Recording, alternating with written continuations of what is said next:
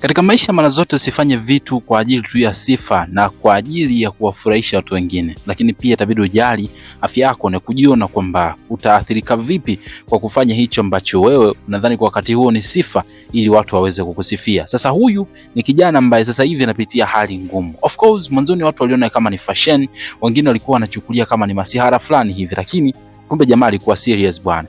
Yeye alijiona kama ni mwanamitindo na akawa anafanya mitindo tofauti tofauti. Hata ukipita kwenye akaunti yake utakuwa unaona hivyo, lakini aliamua kutumia huu mtindo wa kuweza kutoboa shingo, na lengo lake lilikuwa ni kuweka rekodi ya kuwa mwanaume wa kwanza kutoboa shingo na kuweka hereni ili mwisho wa siku aweze kuenjoy. Kilichomkuta ni nini? Tuanze moja kwa moja mwanzo mpaka mwisho hii video kupata kufahamu kweli wote juu ya kile ambacho kimekuta na huyu jamaa. Ametembea wapi na wapi?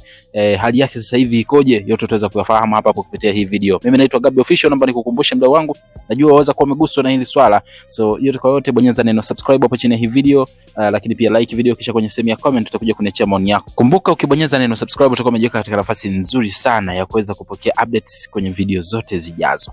Sasa kama kawaida, huyu jamaa kama ambavyo nimeweza kukwambia ni kijana fulani hivi mdogo sana. Amekuwa akifanya mitindo tofauti tofauti kwa mujibu wa yeye. Yaani kiufupi ni kama vile anataka kuonesha kwamba yeye ni creative man, anabuni mitindo tofauti tofauti. Sasa licha ya mitindo tofauti tofauti ambayo alikuwa akifanya, huu ni moja ya mtindo ambao umempeleka chaka na sifa zimemponza kiasi cha kujikuta kwenye hali ya majuto kama ambavyo unamuona. Mwanzo kabisa alikuwa ni mtu fulani hivi, alikuwa mzuri kabisa, lakini akakaa chini akawaza, akaona aweze kuja na wazo la kuweza kutoboa shingo na kuweza kuchomeka hereni. So alifanikiwa kwa kiasi kikubwa, akaweka hereni, lakini baada ya muda mambo yalikuja kubadilika baada ya shingo yake kuweza kuharibika kwa kuweza kutoa manundu, yani vidonda.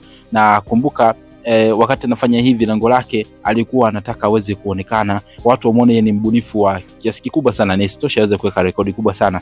Na hata alipoposti hii picha aliweza kuandika, mimi ndio mwanaume wa kwanza kabisa kufanya kama hivyo ambavyo nimeweza kufanya. Sasa baada ya kuona mambo yamekuwa magumu zaidi, alikuwa na mpenzi wake pia, so ilibidi aende kwa moja ya pasta pale nchini Kenya akaombewa, lakini mambo yakawa magumu.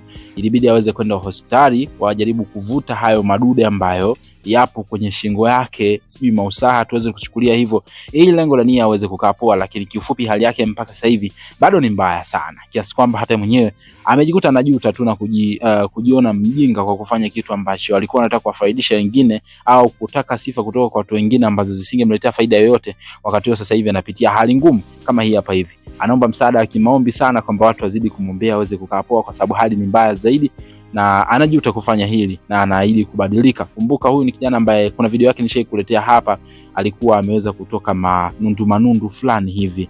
I hope utakuwa unakumbuka vizuri kabisa. So comment yako nipi kuhusiana na huyu kijana? Unadhani alikuwa sahihi labda kwenye kubuni mitindo yake aliyokuwa anafanya, na hiki kilichotokea labda ni bahati mbaya, au pengine hakupaswa kufanya kile ambacho alikifanya? Ni bora tu angeishi kawaida kuliko kutegemea sifa kutoka kwa watu wengine. Tuambie kwenye sehemu ya comment hapa, lakini usisahau tu kusubscribe kwa ajili ya kupata updates katika video zijazo.